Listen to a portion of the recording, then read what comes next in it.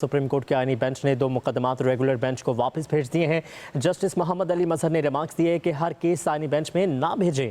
अगर किसी केस में आईनी सवाल हो तो इसे भेजा जाए। जस्टिस आयशा मलिक ने रिमार्क्स में कहा कि मुकदमात कभी एक बेंच और कभी दूसरे बेंच में जा रहे हैं।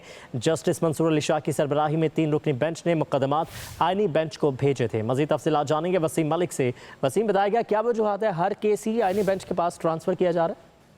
देखिए, बिल्कुल जब से 26वीं आईनी तरमीम और उसके बाद आईनी बेंच का क़याम अमल में आया है, उसके बाद हम देख रहे हैं कि रेगुलर बेंच में जो वकला हैं वो ये इस्तदा करते हैं कि उनके जो केसेस हैं वो आईनी बेंच को भेज दिए जाएं, और जब वो मामलात आईनी बेंचेस को भेजे जाते हैं तो फिर आईनी बेंच इस हवाले से कहता है कि इसमें कोई खास नौयत के आईनी सवालात नहीं थे, लिहाजा रेगुलर बेंच को भेज दिए जाएँ। तो अभी तक ये मामला जो है वो अनडिसाइडेड है। जो केसेज हैं वो एक बेंच से दूसरे बेंच में जा रहे हैं, और इसी की आज एक मिसाल सामने आई कि आज से चंद रोज़ कबल जस्टिस मंसूर अली शाह की सरबराही में एक 3 रुकनी बेंच था जिसने एक मुकदमा 2 मुकदमात जो थे वो रेगुलर जो आईनी बेंच है उसे भिजवाए थे, और आज के रोज उस आईनी बेंच ने वही 2 मुकदमात वापस रेगुलर बेंच में भिजवा दिए हैं।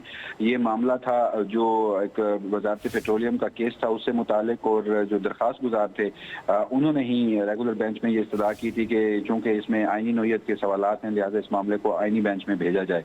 तो आज के रोज अहम रिमार्क्स ये सामने आए हैं। बताएगा अगर थोड़ी सी भी एम्बिग्विटी होती है, किसी केस में भाम होता है, तो उसको अगर रेगुलर बेंच में ही सॉर्ट आउट कर लिया जाए, ये भी कोई मैकेनिज्म है या छोटे से सवाल के लिए भी आईनी बेंच के पास ही ट्रांसफ़र होना है कानून के मुताबिक?